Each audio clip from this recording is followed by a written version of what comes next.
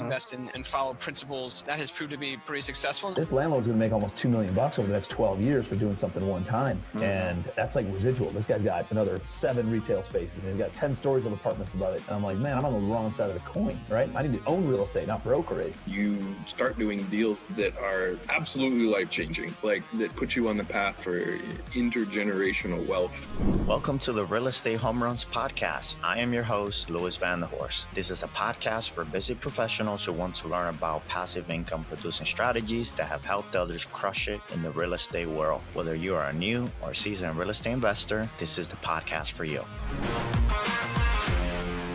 Welcome back to the Real Estate Home Runs podcast, everyone. We have Matt Johnson today, all the way from the Philly area. Is that where you're at? Delaware now, but Delaware. yeah, still basically, I'm still out in Philly once or twice a week, but I guess tri-state-ish area, I guess. Gotcha. Thank you for joining us. Yeah, it's amazing how we could do this virtually and from the comfort of our homes. Yeah, man, it's cool. I'm excited. I don't do a lot of stuff like this, but I'm looking forward to, hopefully giving some nuggets of knowledge to people who might be looking for it, and maybe a little motivation, if you want to call it that, to people who need it. Thinking about getting into this business because it's a crazy one, or can be a crazy one sometimes. Yeah.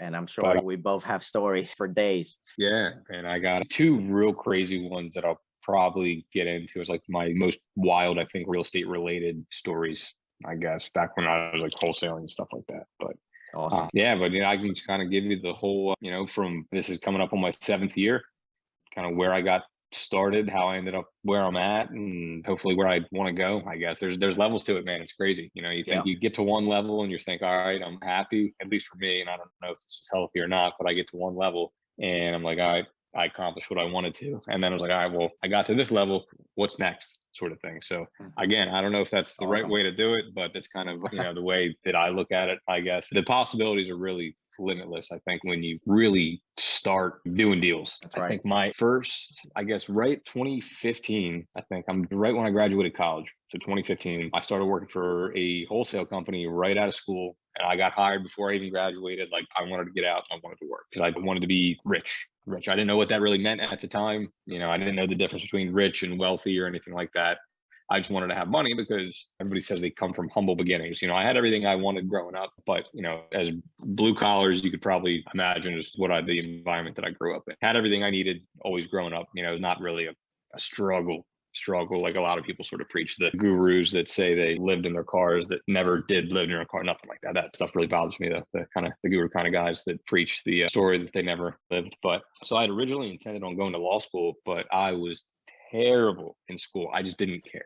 I didn't care. I wanted to get out. I knew what I was going to end up doing. I knew I was going to be involved in real estate somehow. Had no idea how I was going to do it. I thought I would just kind of, I get my real estate license. I'll be Mr. $1 Million listing and, I'd be retired by the time I was 25. Well, 25 came and went and that didn't happen. But I guess right after I graduated, I started working for a wholesale company. Didn't really know what wholesaling was at the time. And I had no knowledge at all. But I was like, all right, my buddy of mine worked there. He got me a job there, or got me an interview. And long story short, it ended up being a very high turnover company for a lot of different reasons, but I learned a lot. Can you just explain in brief terms what wholesaling is for those that are like, oh, what is that? Yeah, of course. So wholesaling basically is an ABC transaction. You're essentially flipping contracts more than actual real estate. So the company that I work for double closed on everything. So technically wasn't really wholesaling, double close. Basically, I buy a property from you and then I immediately sell to somebody else, but I actually take title, whether it be for 10 minutes or a day or whatever it is. Now, traditional wholesaling or signing contracts is literally, you have an agreement of sale. My assignment agreement is 2 pages. You assign your buying rights from the seller to whoever is going to be the end buyer. If I'm buying the house from Johnny for $100,000, I'm going to go try to find somebody to buy for $120,000. They're going to pay me my assignment fee. I collect that at closing. Everybody else goes on their way and I go to the bank with my check. And then I don't have to worry about rehabbing the house or anything like that. Very few people know that you were involved with that deal. Exactly. There's good and bad wholesalers, I guess. So I still wholesale here and there, but not as like my primary source of income. If I'm looking at a deal now, it's how am I going to buy this deal? How am I going to make money on this deal? Not necessarily how am I going to flip it for quick cash. Wholesaling, I think, is probably one of the best ways to get started in real estate. If you're not going to go like the traditional agent route. I got my first taste of wholesaling with a wholesale company. Then I wanted to go and be Mr. Super Realtor. but it turns out I'm not a very good realtor. At least in my opinion, you sort of have to be somebody, at least for me, I had to be somebody I wasn't to sell real estate. And for me, it was never caring about my client or anything like that, which you can make millions of dollars in real estate sales. I have some good friends that have made millions in real estate sales. It's just not for me. I wanted to be heavy on the investing side. And I worked with a lot of investors as a realtor, but it got to the point where I was like, God, I'm making all these people all this money and I'm making a couple grand on the front end. And then I'd end up listing the property if it was a sale. I'd make call it $2,000 up front, maybe, and maybe another 5 or 6 grand after they were done rehabbing it 6-9 months later. So I didn't know any better. But after that, so that was probably end of 2017. Is when I sort of pumped the brakes on like being a realtor and trying to farm deals, because at least I was still heavy in the Philadelphia market at that point, and I was fighting with everybody else over stuff that was listed, all the same wholesale deals that were floating around. It's a big, small city. There's very few real buyers, I guess, if that makes any sense. You have the fly-by-night guys that are the guru kind of guys that say they'll buy anything, and then you put deals in front of them that are exactly what they ask for,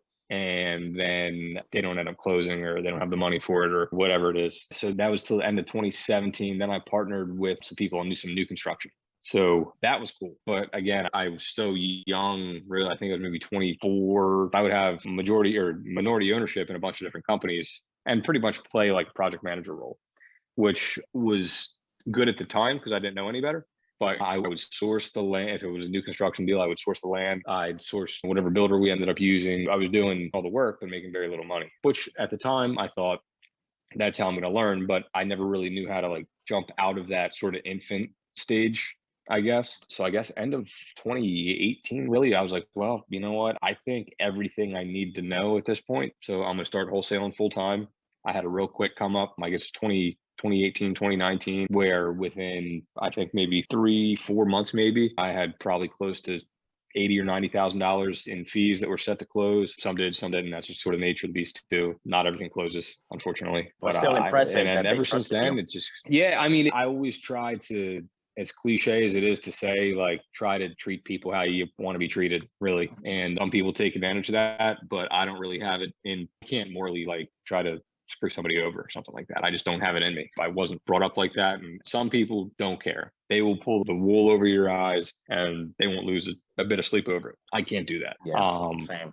But to get to, I think I had maybe at the time, I don't know, 8 or 9 grand in all my bank accounts, which early to mid 20s, I was like, oh yeah, I'm not doing too bad. And then having a come up like that, and I was like, oh, wow, okay, like I can actually buy some stuff now. And then at least for me, you get to the point where I guess in my early 20s, it's at least I was like, I want to make $100,000. That was like the threshold. And then you make $100,000 and you're like, that's it? Like, that's not a lot of money. And that's just my own sort of, personal opinion. But that 100 grand gives you anywhere, depending on if you're going to start buying, that gives you anywhere between, depending on the kind of loan, $500,000 to maybe $750 in purchasing power, which once that domino falls at that point, it catalyzes pretty quick. So long and short of it now, I have a decent portfolio now. And really I'm at a point now where I really won't even sort of look at a deal unless it's like a portfolio of like a minimum price of like $750, which to some seems like a lot. But in the grand scheme of things, $750 is a drop in the bucket. That's a deposit on some deals, which is crazy to even think about. Like, I'm not quite there yet, but I don't know if this is a good example or not, but like Grant Cardone or something like that. The guy, and a lot of people have mixed emotions about him. Exactly, man. And the man, at least I want to assume it's hard to fake $1 billion worth of real estate. Couple $1 billion worth of real estate. And that's sort of what I've kind of went off of recently, is the conversation with friends and stuff like that. Like, oh yeah, I met this guy, he's got this nice car and blah, blah, blah, blah, blah. I was like, you can fake a car. All right. Like, I was 23, 24 years old. I was riding around in my BMW, but I was still living at home with my parents and serving tables and bartending on the weekends to pay for my BMW. So like I always say, you can fake a car and stuff like that, but you can't fake a big real estate portfolio. It's like when you go into MLS or something like that, or public record, you start looking up who owns what, then you know who's full of it and who isn't. So, I mean, that's one of the things I've learned too, is kind of unless you trust but verify. For like a wholesale standpoint, everybody says they're a buyer.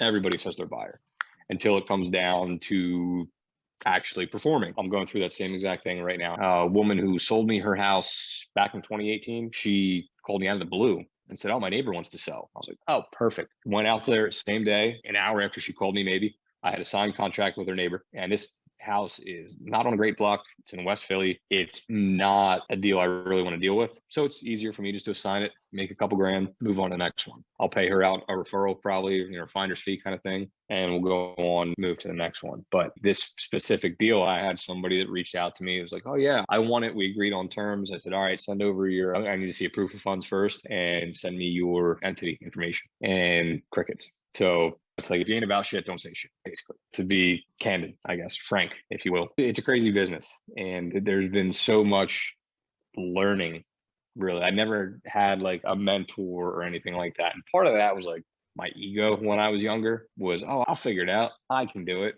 Well, I got smacked around so many times until finally I was like, I need to humble myself, because otherwise I'm going to end up in a bad spot, and there's a couple people that I know personally whose ego has destroyed them, in the sense that I don't know if they're going to rebound, sort of thing, which it's not my problem. But that's another thing I've really learned, is everything can disappear tomorrow. I could have a couple million worth of real estate. It seems like a lot, but it also depends on your market. Right now I'm heavy, like real randomly, in Lancaster City for some reason.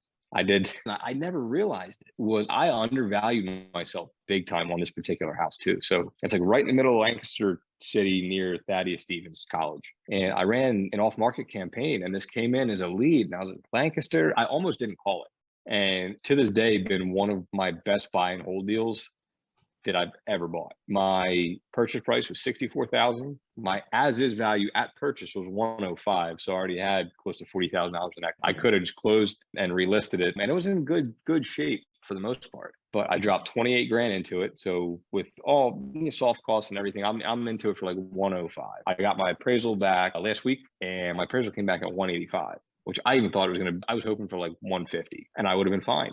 I would have got all my money back I put into it. There's a tenant in there, they're paying, and it would have been a good deal. But I got close to $80,000 in equity, but on my refinance too. And it's funny because I almost didn't even call the previous owner, but it took a long time to close too. There were some COVID tenants in there that were completely capable of paying, but just refused to pay. So actually I ended up, and this was kind of cool too, really. I didn't realize the service I was sort of providing to the sellers at the time, because this was their personal residence at one point. They're doing a rent to own with some quote friends of theirs, and they just stopped paying. So they were close to 15 grand back on their mortgage, and were getting ready to lose their house because their forbearance period was about to be over. And I was like, all right, well, I think I went kind of above and beyond, really, thinking back at it at the time, but I was able to help them recapture every dollar they were owed plus some, which was most of their life savings. And then I made out pretty well on it too, unknowingly. I originally underwrote it as like a $145,000 house. And then there was like that giant like upshot in property values, which I wasn't going to complain about, obviously. Yeah. But it ended up being a pretty good deal. And that place, it's worth 180 grand, and you go to like Reading, for example. I've done a couple deals in Reading, and that was another random market. I was like, I'm tired of Philadelphia. It's not the safest place in the world right now, and everybody's fighting over the same deals. Let me try a different market. Went to Reading, found a place for 35 grand, cleaned it out. And Jesse did the clean out on it, did a hell of a job. Jesse. And yeah. I mean, he hooked me up. It was my first deal I ever did in Reading, and I didn't have a thing to worry about with the clean out with him at all. It was incredible. And then, my purchase price was 35. I listed it. I wholetailed it basically. I actually took title on that one. And then after it was cleaned out, I realized there was a little more work than I originally had thought that had to be done. I was like, it was right when things were really starting to heat up. I was like, let me list it and see what happens. I listed it for like 55, and I ended up taking like 53 for it or something like that. So, and it was on a good day worth maybe 80 grand after rehab. So it would have been kind of hard to get a loan, like a no-doc landlord loan, which is what I utilize for everything because they're pretty friendly. And, I made a couple bucks on that. So I've been kind of testing different markets too, locally at least. So that's good. Yeah, because I was so hell-bent on Philadelphia because it's all I knew. And I was like, I'm never buying anywhere else. I know all the zoning, I don't want to say loopholes, but like, I know, you could pretty much give me any two cross streets, literally in the entire city of Philadelphia, and I'd be able to tell you what, property is going to be worth there. So I was hell-bent on that, but I was like, it's not landlord friendly at all right now. And I know a lot of people that are actually getting out of Philadelphia. So it's like, that are way like $30-40 million portfolios getting out of Philadelphia. I was like, all right, those are probably guys I want to follow. And they're doing 1031s into REITs and stuff like that, which I'm nowhere near right now. But something to learn. It's been what they're doing.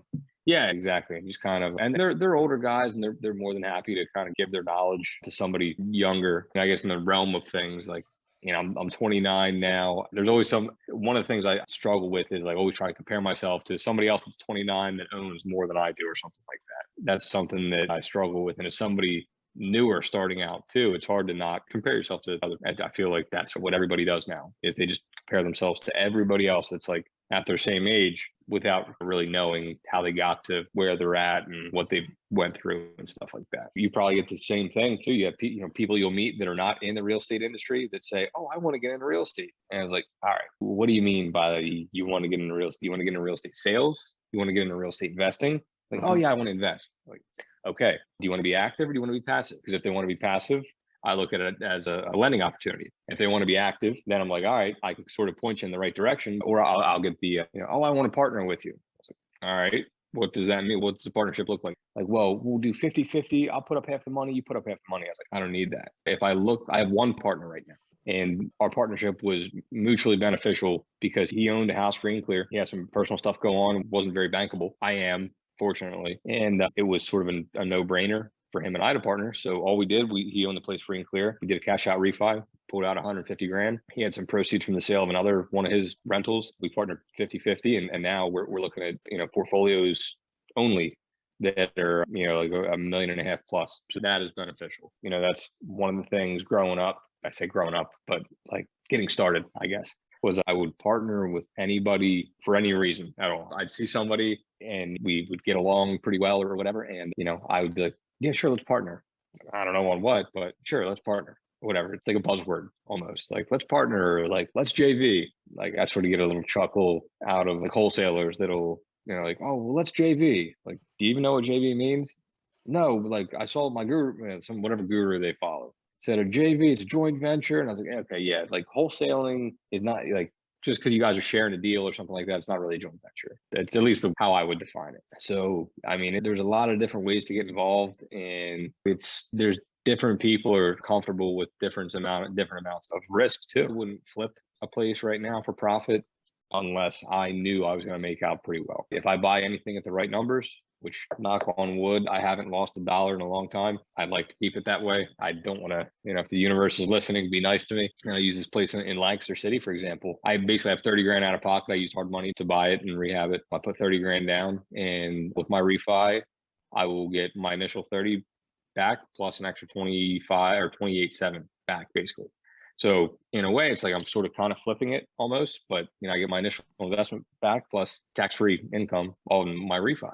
So then that's just going to compound and compound and compound, probably until I die, basically at this point, because I can't see myself not doing this now. It's cool. It's a rush. It's stressful some days, but I guess it all depends on how somebody defines stress too. It's like some people never even really take that first leap to even, I was talking to a younger agent earlier in the week, late last week, and he's done 3 wholesale deals. I was like, dude, that's more than most people will do. You have people they'll start, they'll get all motivated, and then they'll realize sort of like how hard it is or how hard it can be. And then they just give up. So some people never even make it to that first deal, which is why like that sort of always sits in the back of my mind too, is like, well, if I stop, or if I reach a certain level and I stop, I'll never really see how far I can actually go, which is, again, I don't know if that's a healthy way to look at it or a greedy way or what, but I think it's sort of a rush. You see a lot of stuff, you meet a lot of people. I mentioned one of the craziest stories I ever had to deal with, and this is actually a pretty crazy one.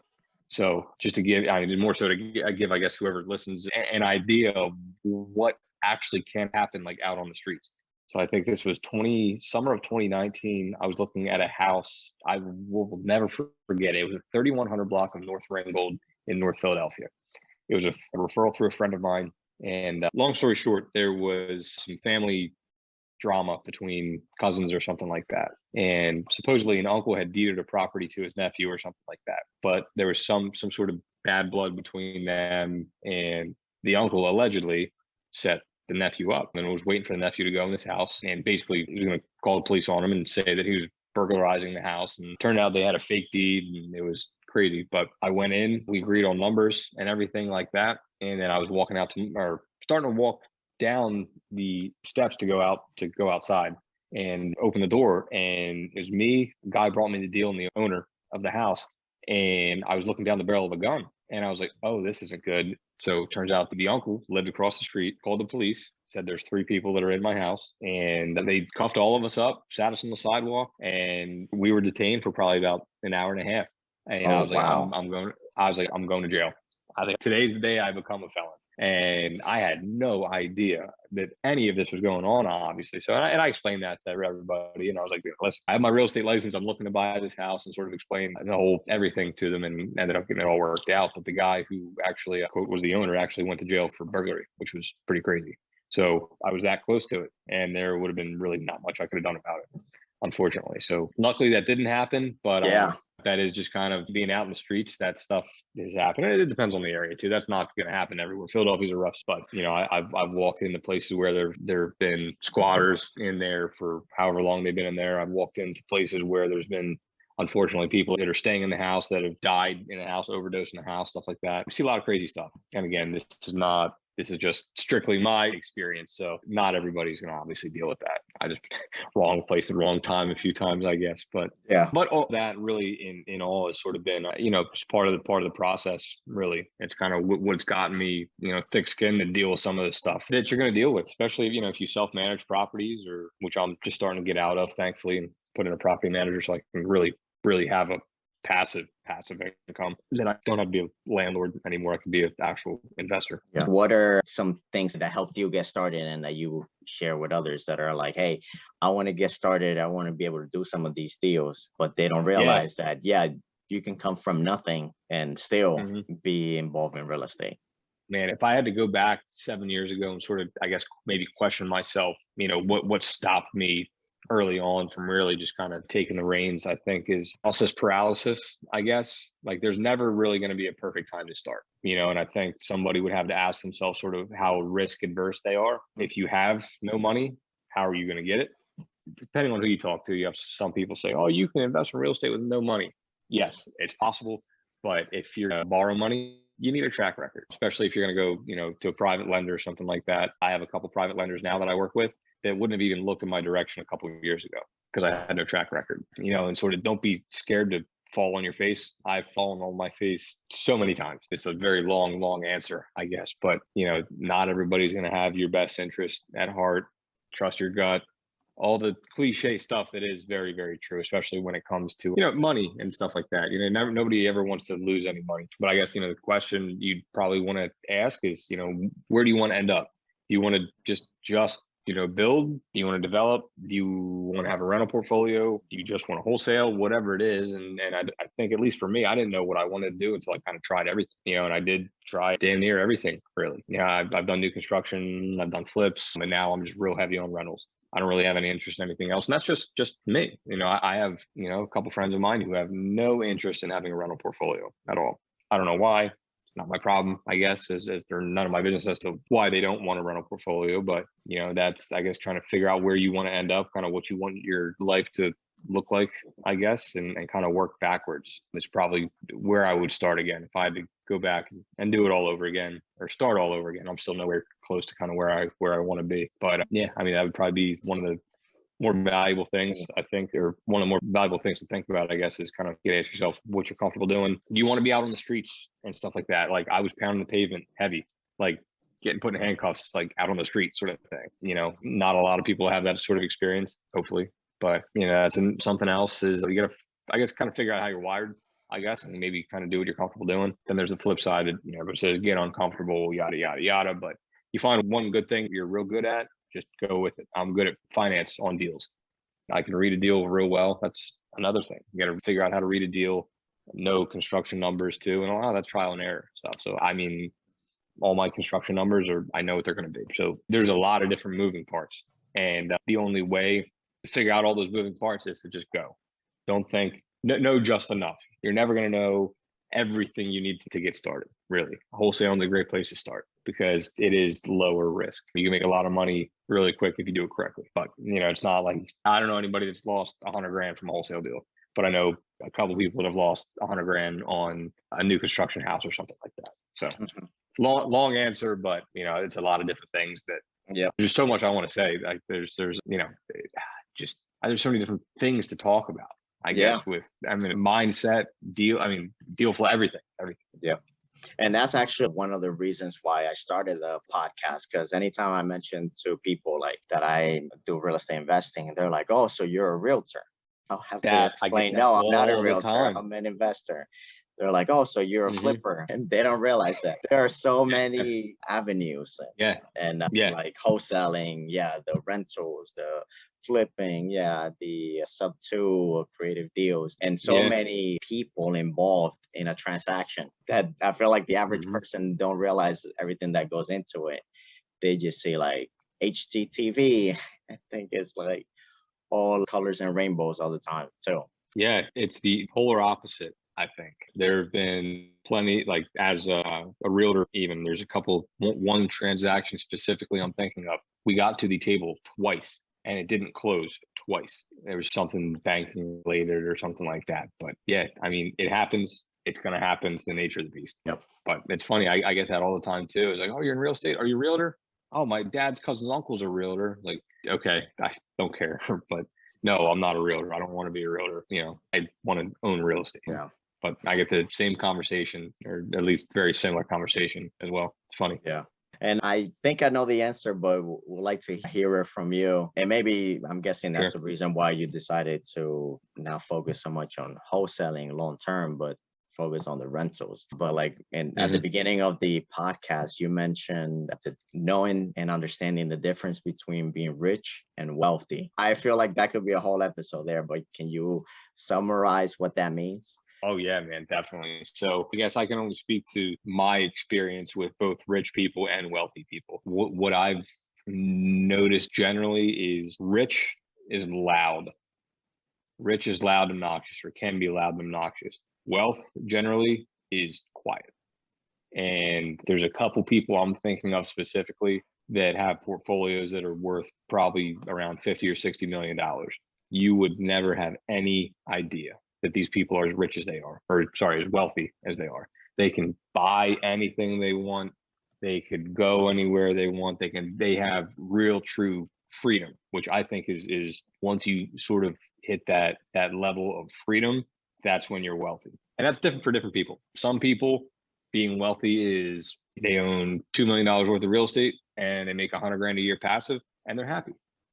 And I guess technically speaking, that's wealthy, but that is, and rich, I would say rich is like something like the loud wholesaler. It's like, oh yeah, I make all this money, but then you look at like his actual portfolio and the guy doesn't own a single house, or girl doesn't own a single house, something like that. So as time goes on, I still sort of tweak my definition of what real wealth is. And it's like, there's levels to it. I guess kind of where I'm at now. I used to beg to be at the position that I'm at now. And then I get to it. I'm like, all right, I got to this now. How do I get to, how do I get to $15 or $20 million worth of assets under management or whatever it is? Then once I get to that, how do I get to, $30, $40 million, whatever it is, which is kind of, I guess, how, at least that's how I sort of measure wealth, I guess, is kind of what you own and also kind of how you act. There's rich realtors that I know that just have cash, but they don't know how to invest in real estate. It's an art form almost sometimes. It's like painting a picture.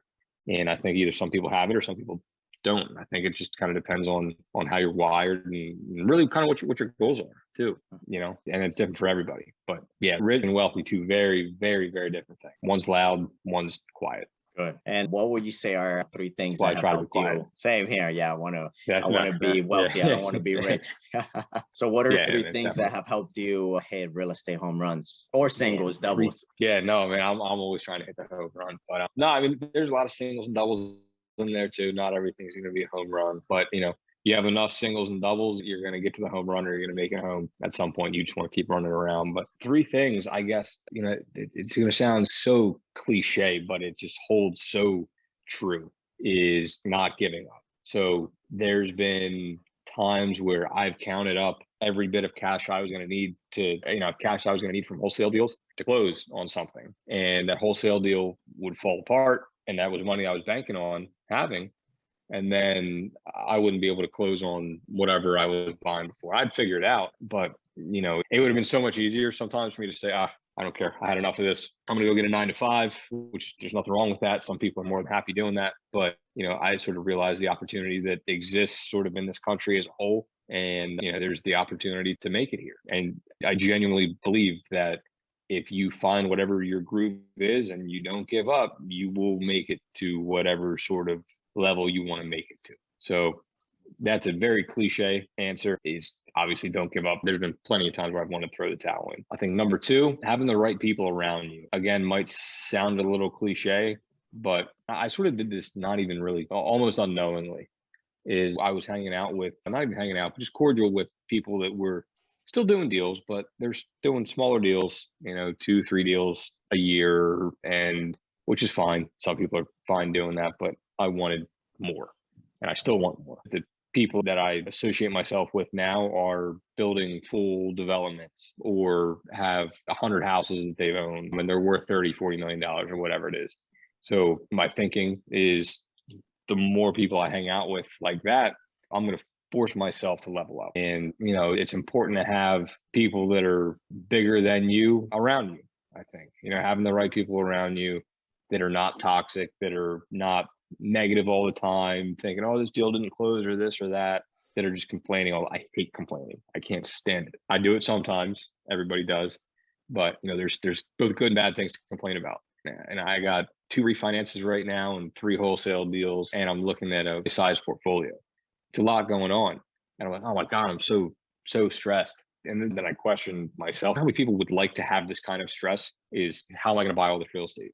Is like, that's a very different kind of stress compared to somebody that's like, well, I don't know how I'm going to make my rent this month. Like, which really puts things into perspective for me. It's just sort of a matter of how you look at stuff, which goes along, I think, with mindset and all that too. Just having a good attitude toward everything. So I guess long answer to number 2. And I think number 3 probably would be knowing finance, being able to just know your numbers, because it is very, very easy to just trust whatever, if a realtor is giving you comps for something they want to sell to you, or you got to think, are they cherry picking their comps, which is very, very easy to do, especially in a city where you'll have 50 transactions within a 1/10 of a mile. Very easy to cherry pick comps. And know your construction numbers, knowing what kind of financing exists, being able to how to leverage responsibly. For every $200,000 I have is anywhere between $900,000 and $1.1 million worth of real estate. So being able to leverage. And once that domino falls, you buy $1 million portfolio, and then it's like, all right, I bought $1 million portfolio.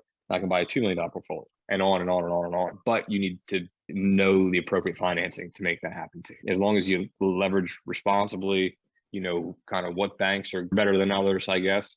I just recently dealt with I'm not going to put them on blast, but a lender out of a coastal state that couldn't close the door if it was right in front of them. So that has held me up, but, and that's on me for not sort of vetting them properly. But, they had what I thought were good loan terms, and turns out they weren't as good as I thought. And that's on me for that. But being able to understand finance too, and how to leverage responsibly and how to grow your portfolio faster, that in itself is going to allow you to compound so much faster, I think, at least, instead of just trying to do everything cash. There's plenty of people, oh, if I can't buy it cash, I don't buy it. It's like, all right, well, that same $100,000, I could buy 5 houses and have $500,000 worth of real estate, whereas you have 1. And again, we're fine with that. And it's a longer term pay down, cash flow, depreciation, everything. And then get a good accountant too, which goes with finance. Because my last 2 years I've used an accountant, and it's helped me big time. Trying to keep track of everything, because I was trying to do everything and I couldn't do everything. So